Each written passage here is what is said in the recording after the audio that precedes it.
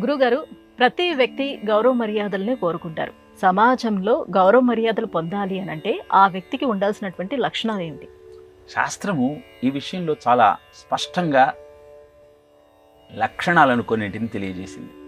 వస్త్రేణ వపుషా వాచ విద్యయా వినయేన చ వకారో పంచభిర్లుప్తో నరో న ప్రాప్నోతి గౌరవం అని.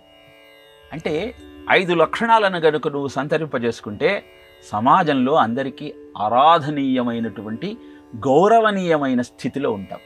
ఏమిటి ఆ 5 లక్షణాలు అంటే, మొట్టమొదట వస్త్రేణ, నువ్వు ధరించే వస్త్రము మొట్టమొదట నీకు ఆనందాన్ని కలిగించే విధంగా ఉండాలి.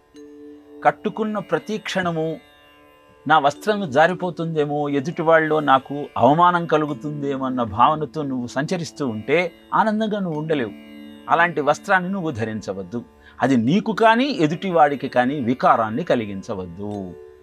వపుషా, నీ శరీర నిర్మాణము అద్భుతమైనటువంటి తేజస్సుతో ఉండాలి. తేజస్సు ఎలా వస్తుంది? తపశ్శక్తితో వస్తుంది. ప్రతినిత్యము దేవత ఆరాధన చేసి అనుష్ఠానాన్ని నీ జీవితంలో అంతర్భాగంగా మలుచుకోగలిగినాడు. నీ శరీరము అద్భుతమైన తేజస్సుతో ప్రజ్వరిల్లుతూ ఉంటుంది. ఎలాంటి అలంకరణ లేకుండా అద్భుతమైన సౌందర్యంతో నువ్వు వెలసిల్లాలి అంటే తపశ్శక్తిని మించినటువంటి ఇంకొక సాధన లేదు. కనుక వస్త్రేణ వపుష. మూడవది వాచ. కేయూరాన విభూషయంతి పురుషం హారాన చంద్రోజ్వలా న స్నానం న విలేపనం న కుసుమం నాలంకృతామూర్ధ్వజా వాణ్యేకా సమలంకరోతి పురుషం యా సంస్కృతా ధార్యతే క్షీయంతే ఖలు భూషణాని సతతం వాగ్భూషణం భూషణం అంటాడు భర్తృహరి. అంటే నీకు నిజమైన అందాన్ని ఇచ్చేదేమిటి? అలాంటి ఆభరణం ఏమిటి అంటే, నువ్వు పెట్టుకున్న నగలు కాదు, నువ్వు వేసుకున్న సెంటు కాదు, నీ అందమైన కురులు కాదయ్యా, నీ వాక్యే నీకు భూషణము.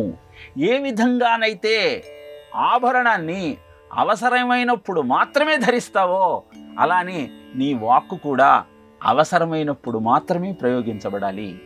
ఎప్పుడు పడితే అప్పుడు, ఎక్కడ పడితే అక్కడ, ఎలా పడితే అలా మాట్లాడే ప్రయత్నం చేయకూడదు. నువ్వు ఎప్పుడు మాట్లాడతావని ఎదురువాడు చూడాలి, కానీ వీడు మాట్లాడటం ఆపేస్తే బాగుండును అన్న భావన ఎదుటివాడికి కలగనీయకుండా నువ్వు ఉంటే గౌరవప్రదమైనటువంటి జీవితం నువ్వు గడపవచ్చు.